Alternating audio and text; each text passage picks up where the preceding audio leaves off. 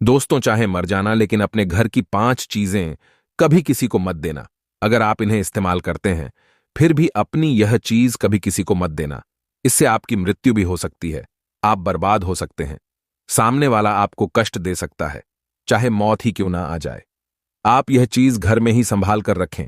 इन चीजों के कारण भगवान कृष्ण को भी कष्ट भोगना पड़ा था। इन्हें दूसरों को कभी नहीं देना चाहिए। यह चीज आप संभाल कर रखें। हर कोई जाने अनजाने में यह गलती कर देता है, लेकिन आप मत करना।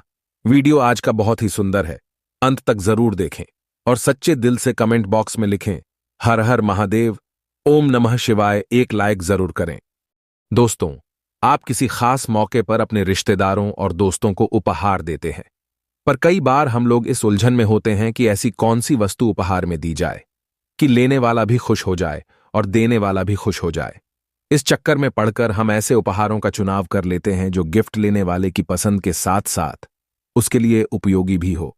लेकिन यदि आप अपने चाहने वालों को वास्तु नियमों को ध्यान में रखकर उपहार देते हैं, तो आपके अपनों के जीवन से कष्ट तो दूर हो ही जाएंगे, साथ ही उनके जीवन में खुशियों का आगमन भी होगा।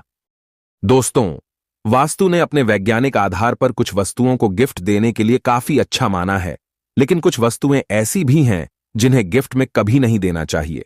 यह वस्तुएं सामने वाले के साथ साथ आपको भी नुकसान पहुंचा सकती हैं। यहां तक कि इन चीजों को देने से आपकी मृत्यु भी हो सकती है। आप बर्बाद हो जाएंगे, कंगाल हो जाएंगे। इनके पीछे ऊर्जा का विज्ञान और मनोविज्ञान दोनों शामिल हैं। शास्त्रों में एक कथा मिलती है, जब माता यशोदा ने घर की यह चीज दूसरों को गलती से दे दी थी, तभी इस कारण भगवान कृष्ण को काफी कष्ट हुआ था। उनके परिवार में विपत्ति आ गई थी। दोस्तों, इसीलिए आप भी शास्त्रों के अनुसार घर की यह चीज या आप इस्तेमाल करते हैं वह चीज कभी किसी को मत दे देना, नहीं तो आप कंगाल हो जाएंगे, बर्बाद हो जाएंगे।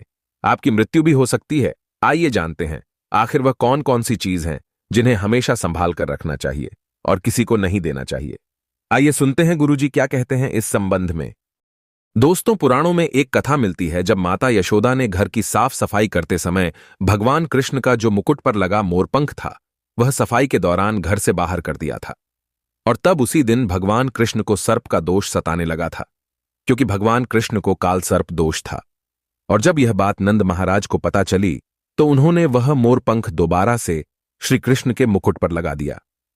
तब घर में सभी परिस्थितियां ठीक हो गई थीं, कई विपत्तियां टल गई थीं, क्योंकि उस समय भगवान कृष्ण एक मामूली मनुष्य के रूप में अवतरित थे। और मोर के भय से सांप दूर भागता है, कालसर्प दोष नहीं लगता। आपको बता दें, मोरपंख वास्तुशास्त्र के अनुसार मोरपंख भी यदि किसी को गिफ्ट में दिया जाए तो उसके घर से सभी प्रकार के वास्तु दोष दूर होते हैं और उस व्यक्ति को जीवन में सफलता के साथ सुख और शांति की प्राप्ति भी होती है।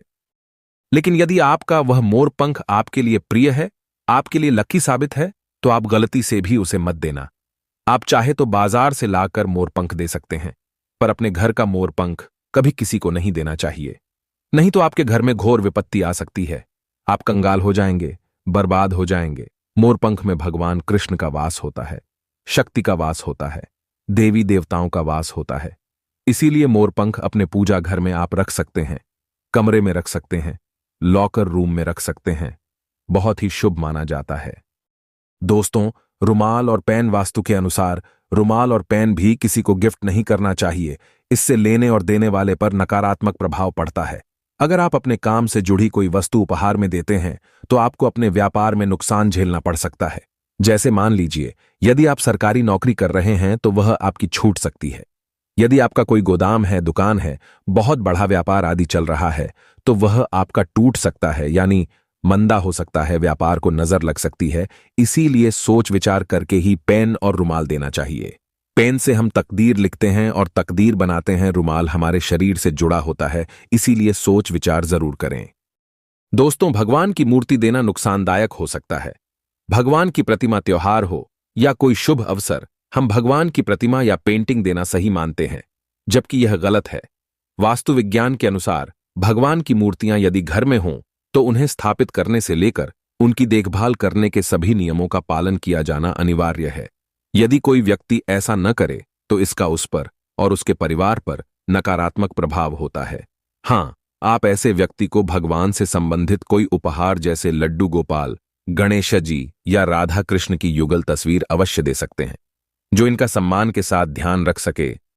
दोस्तों, यदि आपके घर में रखी कोई ऐसी मूर्ति है जिसकी प्राण प्रतिष्ठा की गई हो, तो ऐसी मूर्ति कभी किसी को उपहार में गलती से भी नहीं देना चाहिए, क्योंकि उसमें साक्षात भगवान बसते हैं, अपना निवास स्थान बना लेते हैं।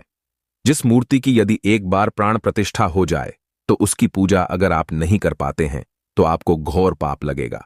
भगवान आपसे क्रोधित हो जाएंगे और आपके घर में भयंकर परेशानियां आ जाएंगी, क्योंकि जिस मूर्ति की प्राण प्रतिष्ठा एक बार हो जाती है, यदि आप उसकी पूजा पाठ ना करें तो ईश्वर क्रोधित हो जाते हैं और आपके घर में कंगाली आ जाती है, आप नरक के भागी हो जाते हैं। इसीलिए जिस मूर्ति की प्राण प्रतिष्ठा हो गई हो उसकी हमेशा पूजा जरूर होना चाहिए, क्योंकि इसमें साक्षात भगवान बसते हैं, आपने भगवान को बुलाया है। दोस्तों, कई सारी हमारी माताएं बहनें हमसे कमेंट करके पूछती हैं कि हमारे पति की मृत्यु हमसे पहले क्यों हो जाती है। आइए जानते हैं इस संबंध में। देखिए, घर की महिलाओं को वस्त्र, गहने या श्रृंगार का सामान देने से आपके जीवन में सुख सौभाग्य की वृद्धि होती है। रिश्तों की महक को बनाए रखने के लिए ताजे फूल या फूल पत्तियों की पेंटिंग गिफ्ट में देना काफी शुभ माना गया है।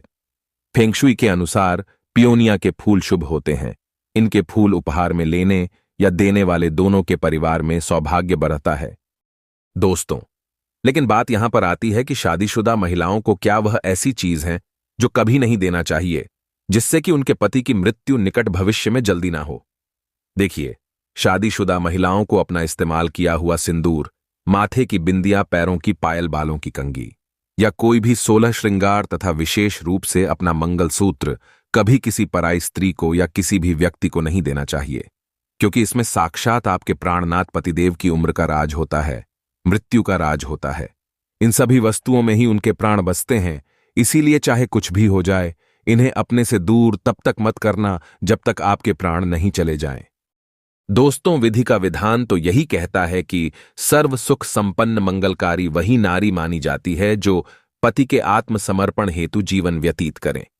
जो नारी समय से पहले विधवा हो जाती है वह नरक में जाती है, और जो नारी पति से पहले मृत्यु को प्राप्त होती है वह बैकुंठ लोक को तथा स्वर्ग में चली जाती है, क्योंकि ऐसी नारी विधवा नहीं कहलाती, संपूर्ण कहलाती है। इसीलिए शादीशुदा महिलाओं को अपनी यह चीज कभी किसी को नहीं देना चाहिए। आप चाहें तो बाजार से नई खरीद कर दे सकती हैं, लेकिन अपनी कभी मत देना।